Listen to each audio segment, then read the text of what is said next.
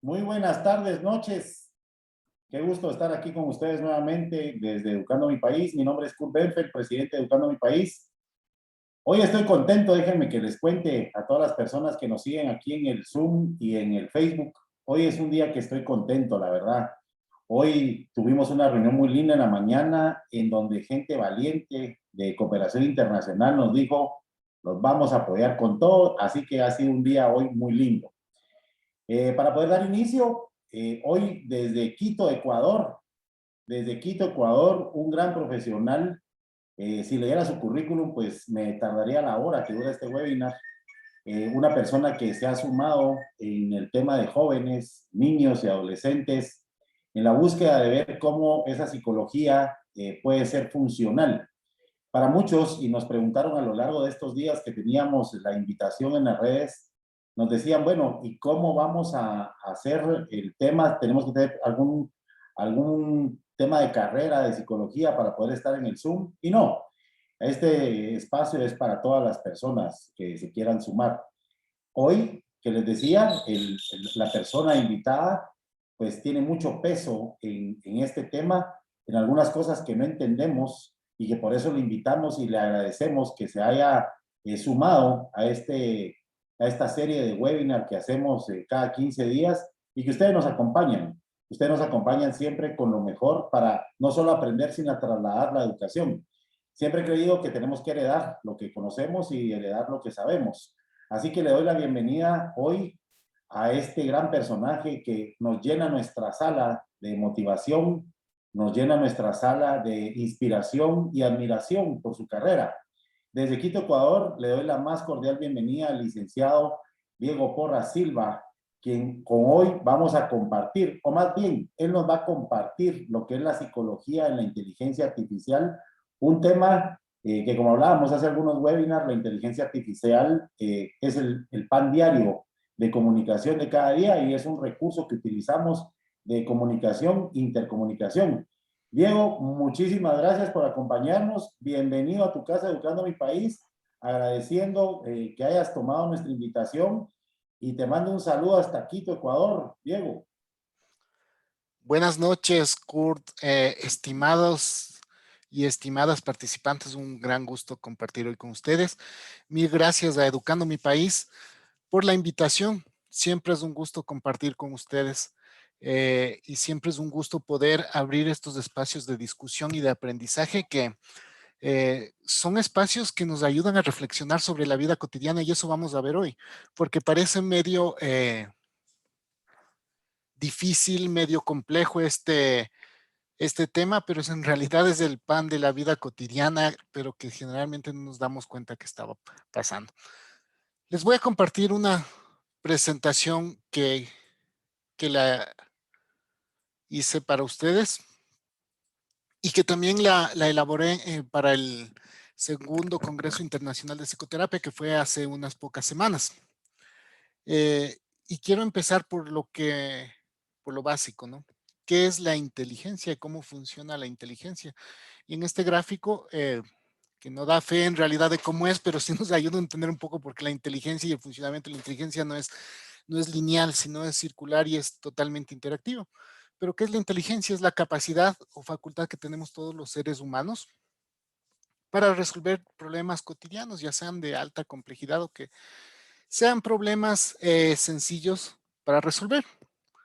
¿Cómo se procesa esta inteligencia? Se procesa más o menos de esta manera, ¿no? Tenemos un problema, a través de nuestro cerebro hacemos un análisis de acuerdo a las experiencias que tenemos, ¿sí? Entonces, analizamos de acuerdo al problema cuál es la experiencia y compara estas experiencias con datos de información. Entonces, en nuestro cerebro, gracias a la experiencia, tenemos datos de información que nos permiten seleccionar cuál es el mejor movimiento, la conducta o la acción para resolver este problema y finalmente tenemos una respuesta. Cada vez que resolvemos un problema de manera exitosa o de manera no exitosa o muy compleja, complicada, tenemos un aprendizaje. Y gracias a este aprendizaje adquirimos más experiencia para resolver más problemas de manera más rápida, más eficiente y más ágil sobre todo. Entonces, así es como generalmente funciona nuestra manera de procesar la inteligencia. Ahora veamos esto, cómo funciona la inteligencia artificial. Ven, es exactamente el mismo proceso, pero aquí estamos apoyados de herramientas, mecanismos y software tecnológico. Entonces, en lugar de tener un cerebro, tenemos un supercomputador que se encarga de procesar exactamente lo que procesaba nuestro cerebro. ¿Sí? Datos de información que se almacenan o lo que se llama ahora muy utilizado es este Big Data, ¿no? El Big Data no es más que unos grandes repositorios de mucha información. La computadora procesa esta información a través de una orden específica. A esta le llamamos algoritmos, ¿sí? Los algoritmos no son más que complejas resoluciones matemáticas que permiten descifrar datos que nos ayuden a resolver un problema específico. Entonces, el algoritmo se encarga de buscar en esta Big Data, este gran repositorio de información, los datos que nos permitan dar soluciones a un problema. Entonces, ¿qué es lo que necesitamos? Algoritmos programados por el ser humano, Big Data, que es grandes repositorios, un cúmulo de discos duros de gran capacidad y un supercomputador que pueda procesar estos algoritmos de esta Big Data. Esto, al igual que en el ser humano, produce un aprendizaje. Pero, ¿qué pasa con este aprendizaje y cuál es la diferencia con el del ser humano? Que el ser humano, a pesar de que pudo haber resuelto de manera exitosa un problema, es posible que la siguiente ocasión no escoja el mismo dato y puede volverse a equivocar. En el caso de la inteligencia artificial, esto no se va a dar nuevamente. Por eso es el primer gran dilema que se presenta aquí. Si la inteligencia artificial aprende de sus errores y contrariamente al ser humano no vuelve a caer sobre el mismo error, posiblemente sea más eficiente y más confiable para ciertas tareas de cuidado específico que tengan cierto nivel de delicadeza. ¿Sí? Primer dilema que comenzamos a plantear acá. Quiero hablarles de cómo, porque ya vamos adentrándonos un poquito más en la psicología, ¿no? Entonces hemos visto rápidamente cómo es la inteligencia, cómo funciona la inteligencia artificial, y ahora quiero hablarles de estas nuevas comunidades y cómo se van relacionando la psicología, estas nuevas comunidades y la inteligencia artificial. Generalmente la comunidad es un grupo social del cual una persona forma parte. Y así es como nosotros hacíamos, o bueno, yo hacía cuando no habían estas nuevas comunidades, gestión comunitaria. Me iba al barrio, me iba a la comunidad, me iba al campo a trabajar en estas comunidades, a hacer voluntariado, a hacer programas de educación y cuántas cosas más puede hacer un gestor social, un psicólogo, un sociólogo, ¿no? Las comunidades. Pero a partir de este nuevo siglo, estas nuevas comunidades han ido tomando fuerza y no hay cómo obviarlas, no hay cómo dejarlas de un lado. ¿Cuáles son estas nuevas comunidades? El Facebook, que por ejemplo en Guatemala 7.5 millones de personas son usuarios de Facebook, en Ecuador más o menos 12 millones de personas, WhatsApp donde 2.6 millones de personas son usuarios en Guatemala y en Ecuador más o menos 6 millones de personas. Instagram, que es otro muy popular, está casi con 2 millones de usuarios en Guatemala y en Ecuador casi 4 millones de usuarios. Entonces, imagínense cómo se van conformando estas comunidades específicas en relación a estos nuevos elementos que nos ofrece las tecnologías y las nuevas formas de interrelación. Como decía antes, la comunidad era vinculada a un territorio. Ahora la comunidad está en el ciberespacio, ¿sí? Y nuestras relaciones son totalmente diferentes o atípicas en relación como nosotros solíamos llevarlas. Entonces, tratando de estas nuevas comunidades, me puse a reflexionar y me puse a investigar acerca de por qué estas nuevas comunidades comienzan a tener tanto éxito y cuál es la forma en que estas comunidades nos comienzan a enganchar a nosotros. Y qué es lo que obtienen los que manejan estas comunidades para hacerlas tan productivas. Primero, claro, es un negocio rentable. Y segundo, obtienen algo que nosotros les damos todo el tiempo y de manera gratuita, que es esto de acá.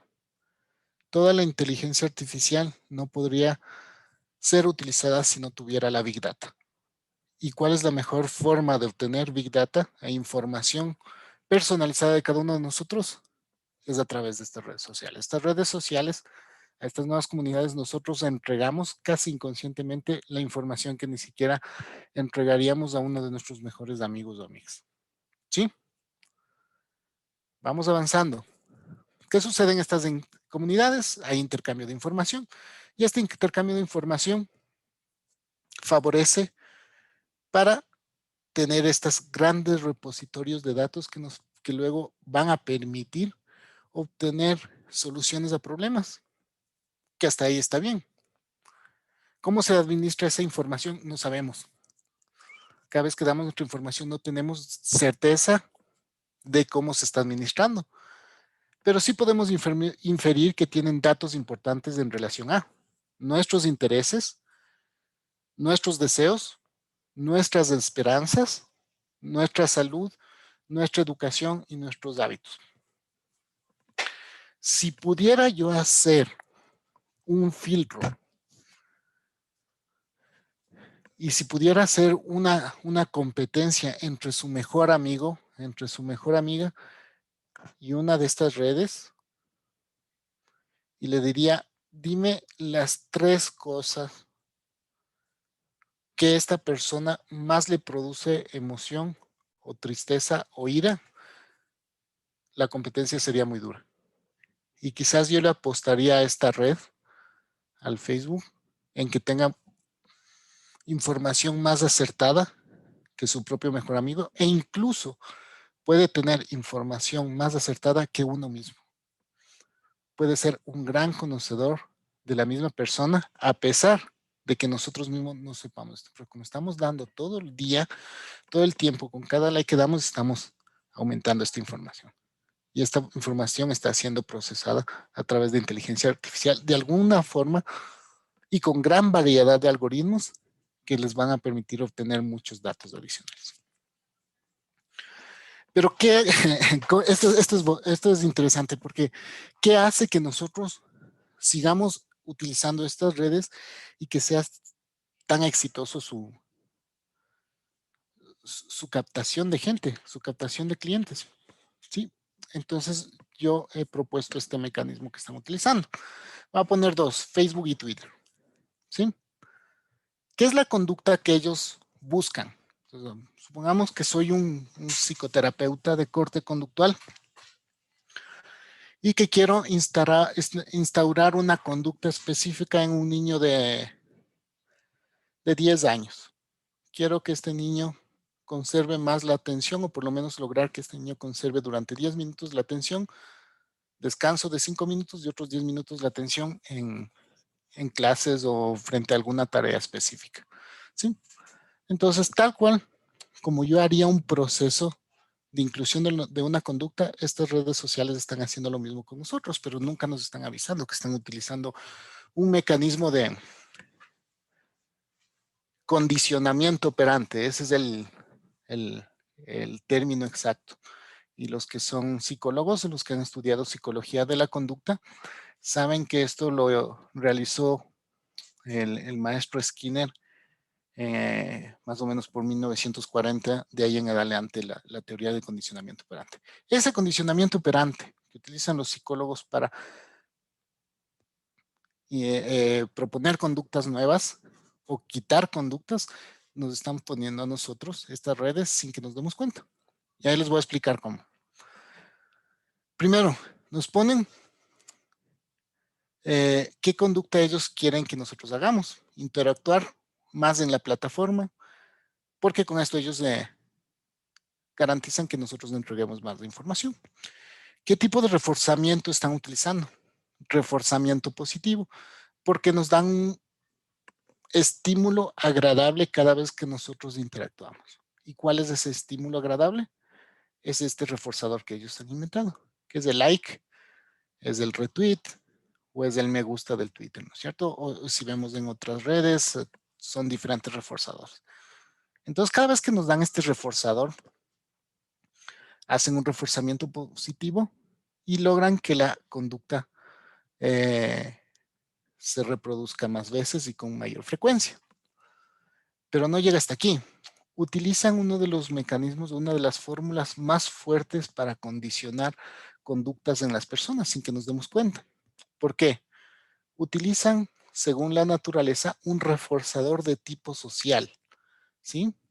Porque cuando nos están dando este reforzador, que es el like, es el retweet o es el me gusta del Twitter, es un reforzador que no nos damos nosotros mismos, sino nos está dando otra persona de la sociedad que puede ser conocido, no, puede ser importante, no para nosotros, pues está dando, y aparte es evidente para el resto de personas. Entonces, mira, le dieron al Diego un like, mira, le dieron a Juana un like, ¿sí? Entonces, aparte que nos da un reforzador, están haciendo que este sea social.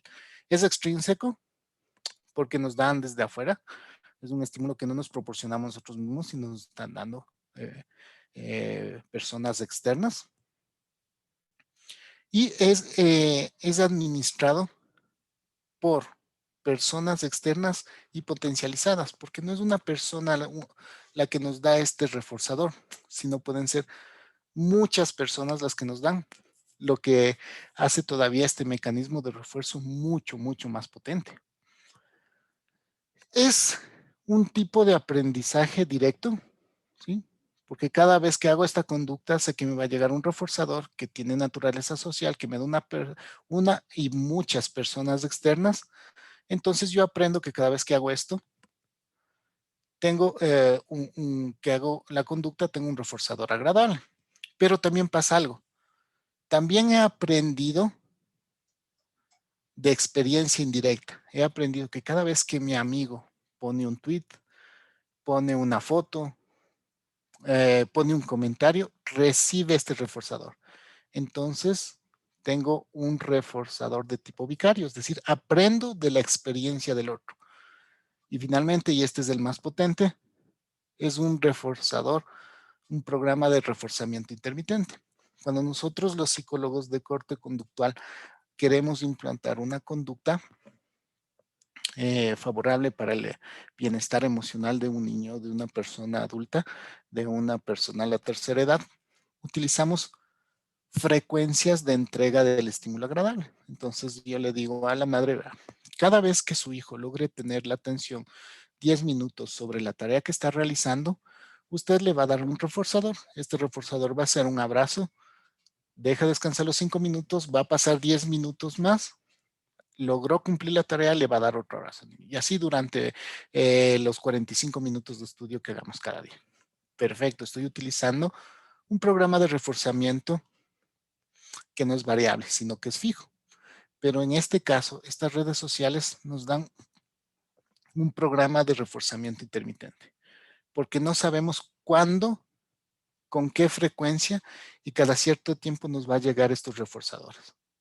Esto lo que hace es que esta conducta se adquiera más lentamente cuando hacemos programas de reforzamientos variables, es decir, que no son cada 5 minutos o que no entregamos cada vez que se realiza la conducta de manera inmediata, sino se dan esporádicamente, se dan así estos reforzadores. No es que un like apenas pongo el comentario me llega, ¿no? Sino que puede llegar luego de 5 minutos y otro luego dentro de 10 y luego otro de media hora y luego de otro dentro de 10 días.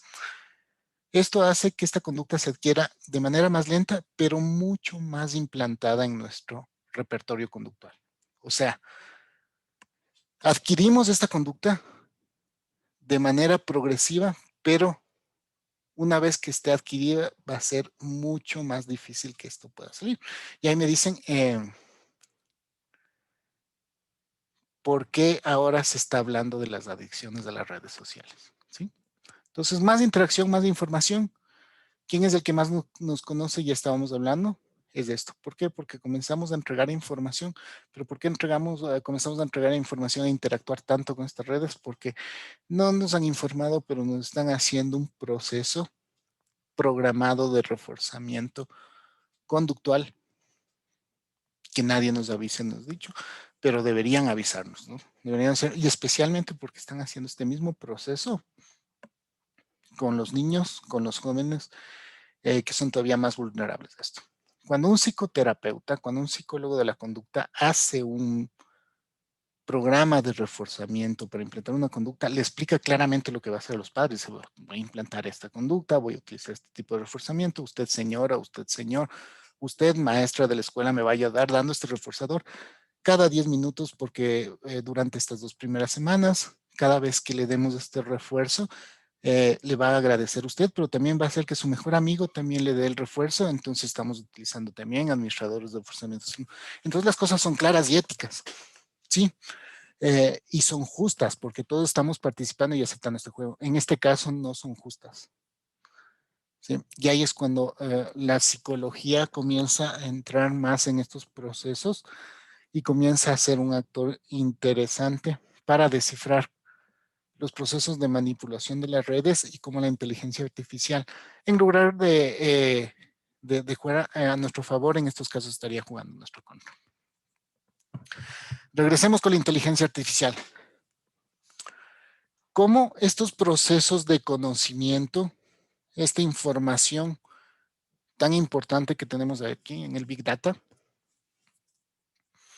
nos podría ayudar, pero de maneras favorables para el ejercicio psicológico?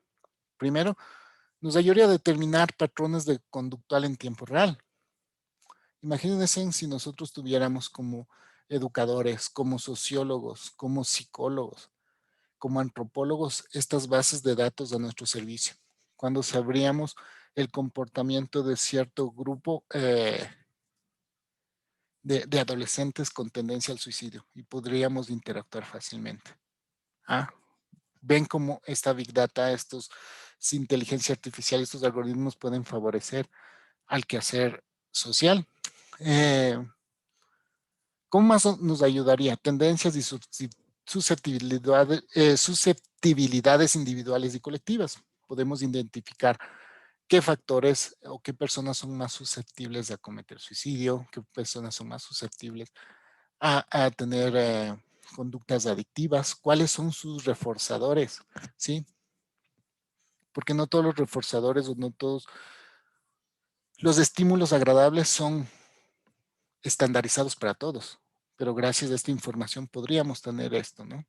Tener priorizados estos reforzadores y más que todo tener ordenados e individualizados estos reforzadores. Nos ayudaría a tener diagnósticos diferenciales, mucho más fácil, mucho más eficientes que tener esta base de datos gigante que en base a la experiencia y un algoritmo adecuado nos ayuda a tener unos diagnósticos mucho más precisos y no divagar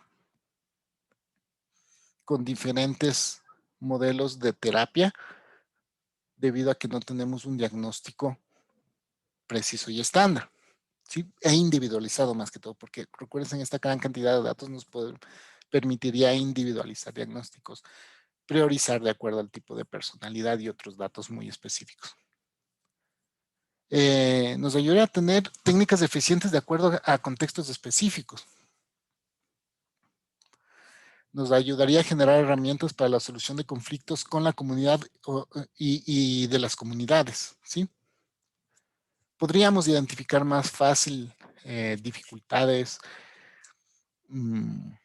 conflictos de acuerdo a grupos etarios, de acuerdo a grupos más vulnerables, de acuerdo a niveles de pobreza, de acuerdo a niveles de empleabilidad, de desempleo. Todo eso nos podría ayudar mucho más la inteligencia artificial llevado a esta postura. ¿Sí? ¿Cuáles serían los siguientes pasos para poder llegar a esto que queremos y que les comentaba en la lámina anterior? Primero, organizarnos como sociedad, organizarnos como miembros activos de las áreas de educación, de la antropología, de la sociología, de la psicología. Averiguar quién lo está haciendo y en relación a qué temática. Sabemos cómo están trabajando las redes sociales, sabemos que hay mucha investigación de inteligencia artificial puesta en ciertos campos de la medicina, no en todos. Imagínense si estuvieran estos niveles de inversión para todos los campos de la medicina o de las ciencias de la salud mental. Deberíamos ver un mecanismo para consolidar esa información, organizarnos en equipos, procesar esa información y crear aplicativos que pueden ser más funcionales y pueden estar más adaptados de acuerdo a la nueva realidad que estamos viviendo, pero sobre todo a las nuevas perspectivas que tienen los jóvenes, las jóvenes, los adolescentes en relación a cómo quisieran sus procesos de atención. La inteligencia artificial al servicio de la psicología debe desarrollarse dentro de un espacio de diálogo y discusión permanente. Debe ser regulada, ojo. No veo nadie que esté regulando todos estos procesos. Hay gran investigación de lo que se puede ver o de lo que nosotros podemos acceder. No sabemos de lo que nos accede, pero nada de eso está siendo totalmente regulada ni monitoreada. No veo los colegios de psicólogos, no veo las agrupaciones de psicólogos, de sociólogos diciendo, hey, estás utilizando inteligencia artificial, ¿con qué fines? ¿Quién te está regulando? ¿Quién te dice que puedes o no puedes utilizar esto para obtener la información? Si fuera regulada y monitoreada, permitiría un avance enfocado en los verdaderos intereses de brindar progreso y bienestar al ser humano. ¿Sí? Esa es la razón por la cual la inteligencia artificial debería estar al servicio, en este caso específico, de las ciencias psicológicas, sociales, antropológicas, educativas, ¿sí? Al servicio de la sociedad, tener esos datos y tener todo este aparataje tecnológico al servicio de la sociedad. ¿Qué tenemos al momento? ¿Sí? Tenemos algunos robots, por decirlo de alguna forma, que ya están trabajando en psicología y que son muy eficientes. Por ejemplo, Perla es un agente conversacional que detecta la presencia de síntomas de depresión a través de una entrevista estructurada. Es un chatbot. Entonces podemos descargarle o interactuar con Perla. Eh, hay un momento en que charlas con Perla que en realidad te olvidas que estás charlando con un robot. Y tiene una fluidez en la conversación, en la ubicación de argumentos, que en realidad puede hacer análisis diagnósticos de lo que, en este caso, de la depresión.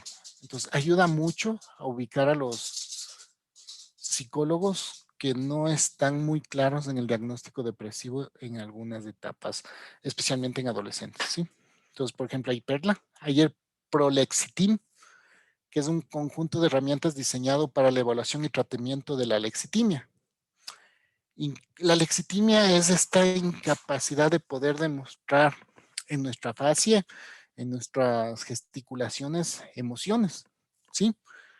Este robot incluye un lector facial.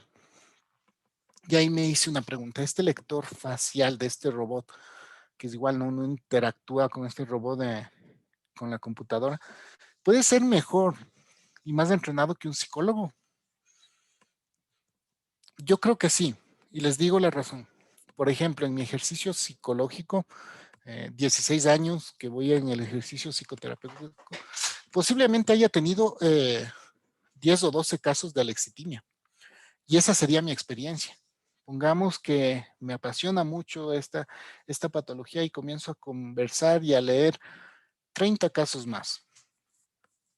Entonces, en mi experiencia, tendría un aproximado de 40 a 45 casos de alexitimia. Y esa es mi experiencia. Pero recuerden que Prolexitin posiblemente en su experiencia tenga 1,000, 3,000, 4,000, 10,000 casos de alexitimia y cada uno registrado con todos los procesos o todas las etapas faciales en las cuales nos identifica reacción emocional. Evidentemente tiene una ventaja frente a un psicólogo, ¿sí? Es esta Big Data la que nosotros estamos dando y esta es Big Data la que puede recolectar todos estos robots que pueden ir reemplazando estas capacidades, ¿sí? Miren cómo va entrando. IFEL es una aplicación, permite al paciente la monitorización de su estado día a día, como conocer el análisis de los agentes externos que puedan influir en su situación. Es capaz de escuchar. Cuando estás con IFEL, te sientes escuchado. Pero más que todo es un registro muy interesante de nuestras conductas, de nuestras emociones y de nuestros pensamientos frente a una conducta que queremos evitar. Entonces, no solo IFEL está escuchando, sino que está procesando pensamientos, conductas y emociones. Cuando tiene estos datos, aparte que los está registrando durante todo el día y durante la hora durante el tiempo que lo vayamos programando, ha escuchado suficientemente durante un mes de cómo es nuestro comportamiento, puede asociar estas conductas con pensamientos y propone o recomienda técnicas para mejorar la patología que esté tratando. Entonces, recomienda técnicas psicoterapéuticas para la ansiedad, para la depresión, para trastornos ansiosos depresivos, para trastornos de la conducta, ¿sí? Y esta aplicación, creo que entre estas, Perla e IFEL, cuando interactúas con estas, llega un momento en que te pierdes y en realidad da la impresión que estás chateando o estás conversando con un psicoterapeuta de verdad. Ojo, esto es importante. Estas siguen aprendiendo. Tuviste un paciente adicional, al igual que psicoterapeuta aprendió, Prolexitin aprendió también, ¿sí? La diferencia es que la memoria y el procesamiento de esto es 1000 veces más rápido que nuestra capacidad cerebral, que la de un psicoterapeuta. Y Fel igual sigue aprendiendo, Perla igual sigue aprendiendo, y cada paciente que van tratando es un nuevo aprendizaje, pero no solo los que va tratando cada uno de estos robots, sino también los que van ingresando en su base de datos.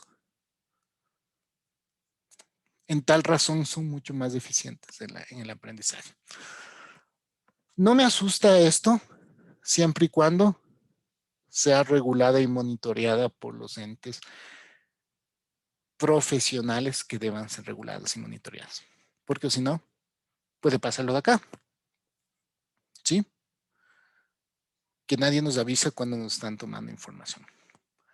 La inteligencia artificial al servicio de la salud pública, de la salud mental, de la salud física, del progreso, del bienestar, de la economía, de las comunidades, de la educación, del conjunto educativo y de las interrelaciones personales, es una gran herramienta y posiblemente la más poderosa inventada en los últimos años. De lo contrario, simplemente es una succionadora de información para réditos y procesos de dominación económicos. Muchas gracias, eso es lo que les quería traer. Voy a dejar de compartir y más bien estoy abierto a sus consultas. Como bien hemos hablado de inteligencia artificial, pero aplicada a la cotidianidad y de lo que nos está pasando. Excelente la presentación, Diego. A mí me quedó muy claro todo lo que tú nos estás compartiendo, porque habían cosas, yo he puesto un ejemplo de esto, obviamente no con la experiencia que tú lo pones. Yo le decía a un grupo de amigos, si hace 10 años les hubiera repartido una foto de cédula o del DPI, del identificador aquí en Guatemala, a uno cada uno, al terminar la reunión, ¿cuántos me hubieran puesto atrás un mi saludo?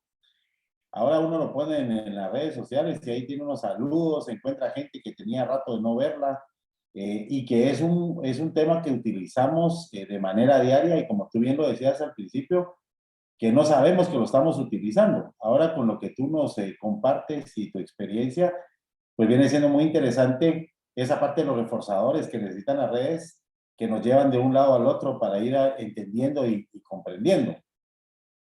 Hay una parte en nuestro país, y no sé si en Ecuador, pero nos da miedo la tecnología. A nosotros nos pasa con nuestro programa de que hay mucha gente que todavía no termina de entender cómo es que damos educación en línea, que tiene mucho que ver con la parte de inteligencia artificial. Antes de continuar con esa parte, vamos a hacer hoy una promoción bien interesante que se merece este webinar.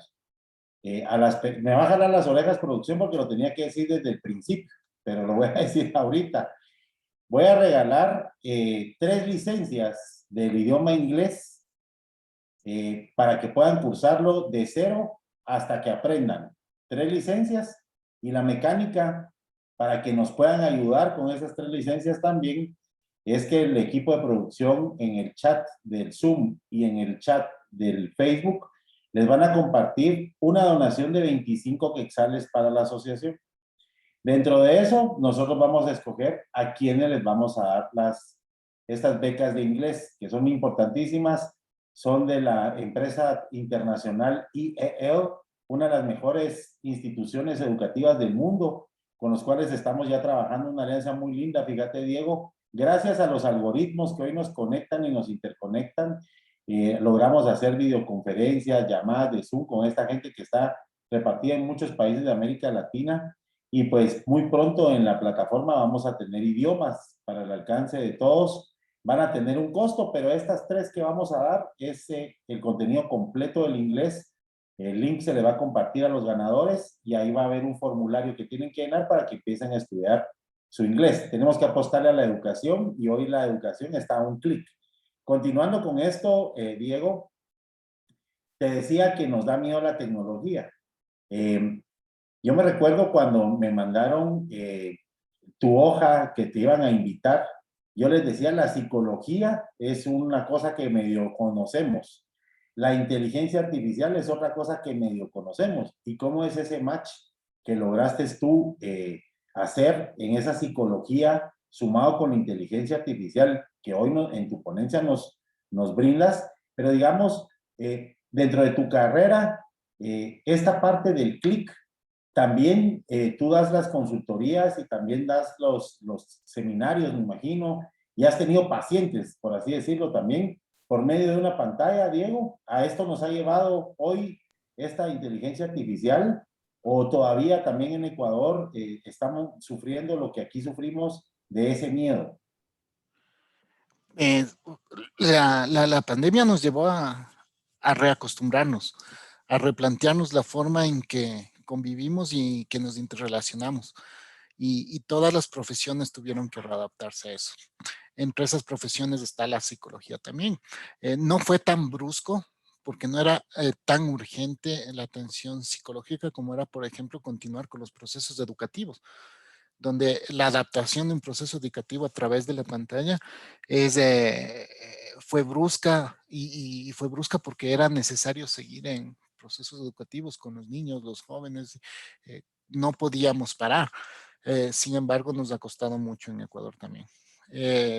Los grupos vulnerables no tienen acceso, no hay equipamiento necesario. La gente más pobre no tiene conectividad todo el día, sino por horas. Y eso cuando están ayudadas o fortalecidas por organismos internacionales que nos ayudan a la conectividad. Entonces, sí, nos aleja esto eh, por situaciones económicas y por situaciones propias del tercer mundo también.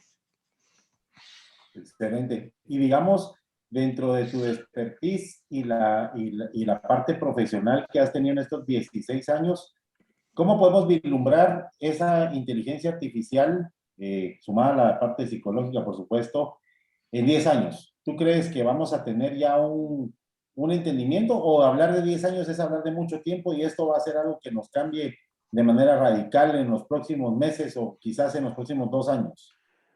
Va cambiando porque van aprendiendo de manera automática estos nuevos mecanismos que les estaba enseñando. Por ejemplo, el Perla, el IFEL, son de autoaprendizaje y se comienzan a volver autónomos.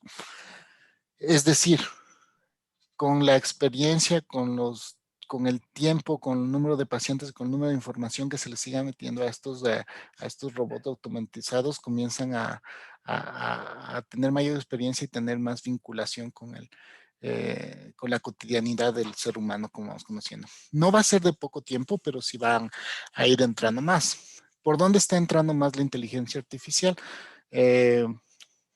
Por las actividades automáticas, por decirlo de alguna forma, es decir, acciones automáticas en algunas empresas, en conducción y carros, vehículos automáticos. Ya están los primeros ensayos de tráiler y, y vehículos de carga pesada en los Estados Unidos, que se espera que en el 2022 ya por lo menos el 40% de los conductores de camiones ya sean reemplazados. Está siendo también ya aplicado en la cuestión de la abogacía y en, y en servicio al cliente ya tenemos 2 restaurantes de comida rápida que funcionan solo con una persona. El resto ya es procesos automatizados basados en inteligencia artificial.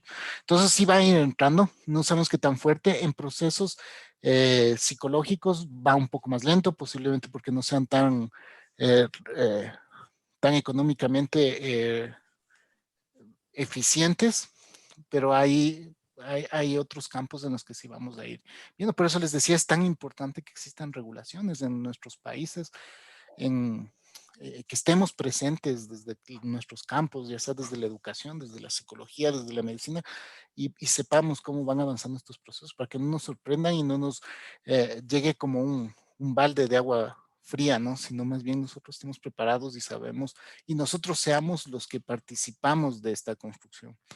Que no se construya todos estos procesos sin nuestra participación activa. Claro.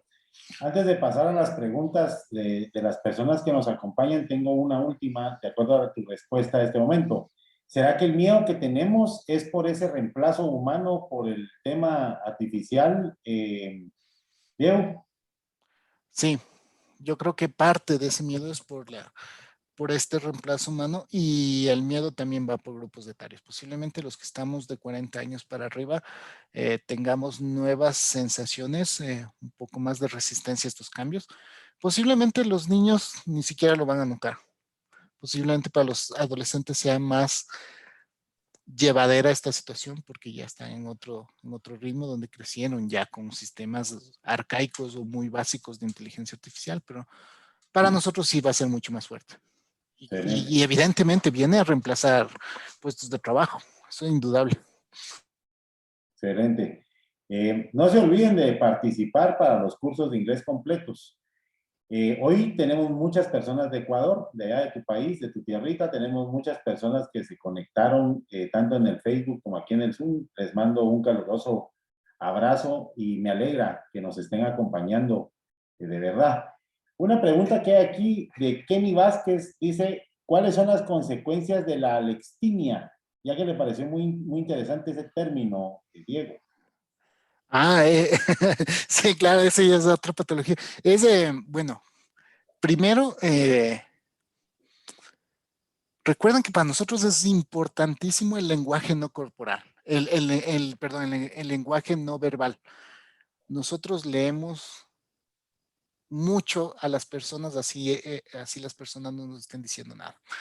Imagínense que una persona no tenga la capacidad de reflejar todas esas sensaciones y todas esas emociones en su cara.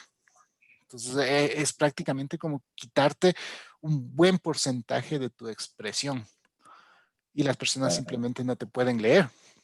¿Sí? Y comienzas a tener problemas de comunicación. Entonces, al comienzo es raro porque decimos, no, con tal que podamos comunicarnos verbalmente no va a haber problema. No es tan fácil, porque nosotros somos unos grandes lectores de todos. El ser humano es un gran lector del lenguaje no verbal, y el lenguaje no verbal está en gran parte en nuestra cara, en nuestro comportamiento, en nuestros movimientos, y si no se ve eso, estamos perdiendo una gran parte de comunicación.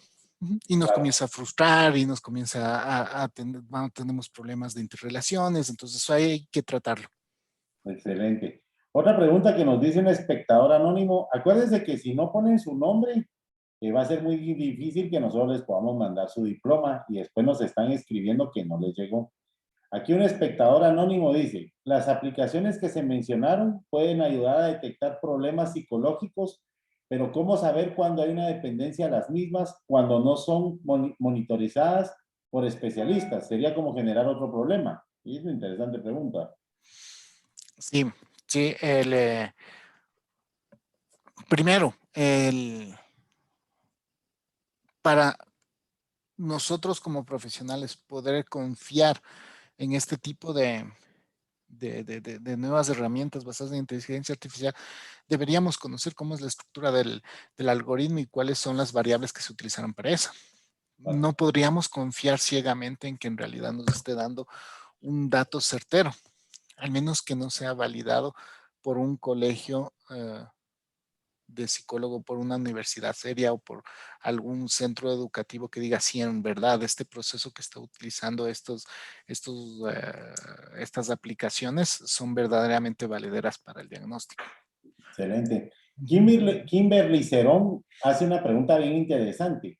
Ella dice que si es ético y adecuado como profesionales de la salud mental que se puedan monitorear las redes sociales de los pacientes con el objetivo de también tener una idea de los patrones de conducta. Podemos monitorearlo con el consentimiento del paciente. Entonces, ¿y cómo lo monitoreamos? Primero, no es recomendable que un psicólogo sea amigo de Facebook de sus pacientes. Eso no se puede hacer. ¿Cómo podría monitorearlo? A lo mejor si tengo una cuenta específica del lugar donde yo trabajo. ¿Sí? Y diciéndole, ¿te parece bien si puedo ser tu amigo en las redes sociales? Mi intención es de entender cuáles son tus gustos, cuáles son tus formas de interacción. Si estamos con adolescentes nos van a decir que no, de hecho. Entonces va a ser un trabajo medio en vano. Quizás algunos adultos se dan y otros no, pero sí podemos hacer eso siempre y cuando tengamos el consentimiento de la persona. No actuamos sin el consentimiento o a las espaldas de nuestros pacientes.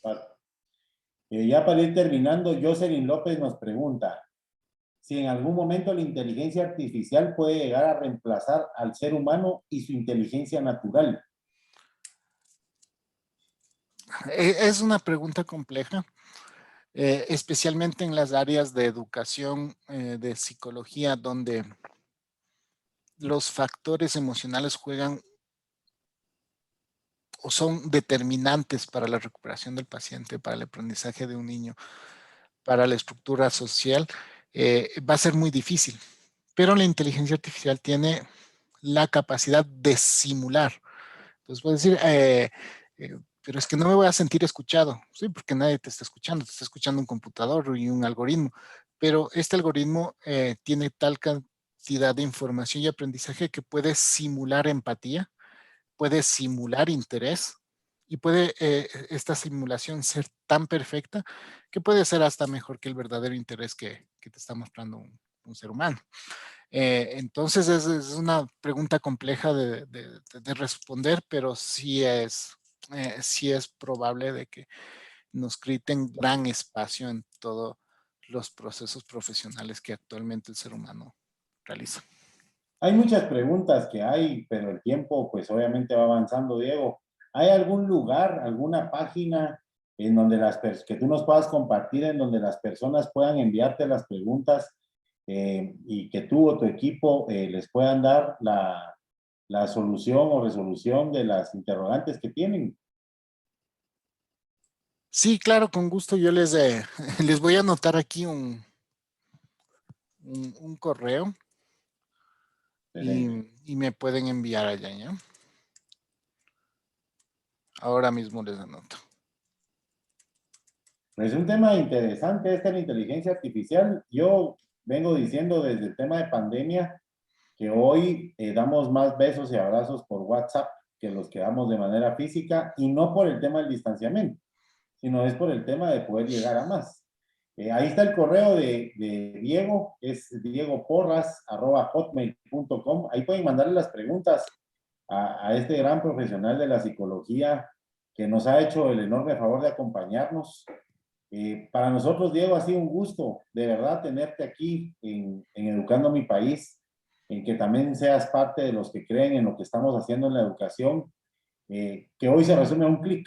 Yo así lo veo, así lo mostramos como equipo de trabajo. Pues falta mucho por hacer, como siempre. Un último consejo para a ver si tenemos dentro de hoy, me imagino que por lo menos uno o dos hay, porque no creo que todos sean así. El miedo, ¿cómo lo combatimos? El miedo a aceptar esta parte de la psicología de la inteligencia artificial.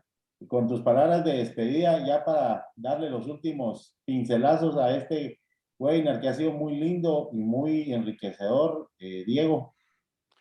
Eh, Primero, ¿cómo superar? O sea, es algo al que necesariamente nos vamos a tener que adaptar. Cuando nos respongamos a un tipo de proceso de educación a través de inteligencia artificial, psicoterapia a través de inteligencia artificial o cualquier tipo de servicio a través de inteligencia artificial, debemos estar seguros de que con la institución que estemos trabajando, con la cual vayamos a someternos a cualquier tipo de interacción, sea una institución seria, legalmente constituida y que tenga las licencias que el país otorga, ¿no? Para que ustedes se sientan seguros de interactuando con eso. Segundo, hay que vivir la experiencia, ya sea como un aprendizaje más o como para quitarnos la curiosidad, vivir la experiencia. Y tercero, siempre estar acompañado de alguna persona, especialmente si tenemos bastante reticencia a estas experiencias, siempre estar acompañados de una persona de confianza que sepa lo que estamos nosotros experimentando. Eso son procesos que vamos a tener que acostumbrarnos, así que más bien vamos adaptándonos, vamos poniéndonos de la mano con ellos, pero no perdiéndonos del hilo, ¿no? Siempre nosotros llevando la directriz como debe ser, ya que nosotros fuimos los creadores de eso como seres humanos y que nosotros debemos tener la directriz. Agradecerles, es un gustazo. Tengo grandes amigos ahí, amigas en Guatemala, es un país hermoso. Mil gracias a Kurt, Educando Mi País, que son las instituciones que hacen que todo este proceso de pandemia que ha sido tan doloroso, especialmente para nosotros los países, tenemos mayores dificultades económicas, hagan que este proceso no haya sido tan traumático como debió ser, ¿sí? Siempre las instituciones educativas que buscan nuevas herramientas, los organismos que se dedican a la educación y que buscan nuevas formas de llegar a la población, hacen un favor grande, porque de lo contrario estaríamos como aislados, y este aislamiento nos produciría aún más retraso que tienen nuestros países. Mil gracias por eso. Yo estoy a las órdenes de todos ustedes, a las órdenes de Educando Mi País. Mil gracias, Kurt. Un fuerte abrazo y estoy aquí para ustedes, ¿no? Muchísimas gracias, Diego. Bueno, no me queda más que despedirme de todos, de todas y todos ustedes. No se olviden de educandomipaís.com. Si usted ya tiene educación, herede la educación. Si quiere tener un acercamiento con nosotros, si quiere proponernos algunas buenas ideas para que sigamos creciendo en la educación, mi correo es presidencia@educandomipaís.com. Ahí me pueden mandar un correíto, concertamos una cita. Así también, si lo quieren poner en el chat del Zoom o lo quieren poner en el chat del Facebook, ¿qué tema les gustaría que siguiéramos desarrollando en nuestros webinars? Vienen webinars cargados de emoción.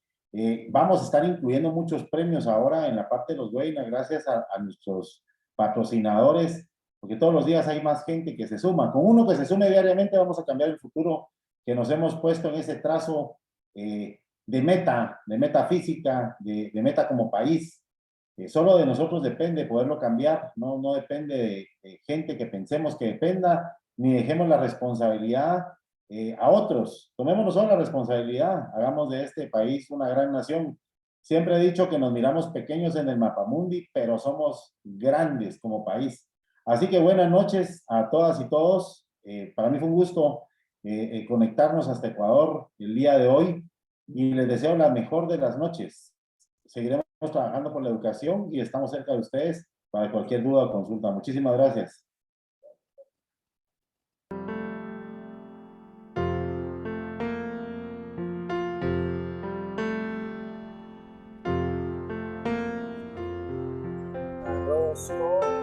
noche quiero educar para mi familia poder ayudar. Ayúdanos a llevar la educación a más de 150,000 guatemaltecos. Con tu donación de 25 quetzales podremos llevar educación sin costo por medio del celular. Gracias Educando Mi País.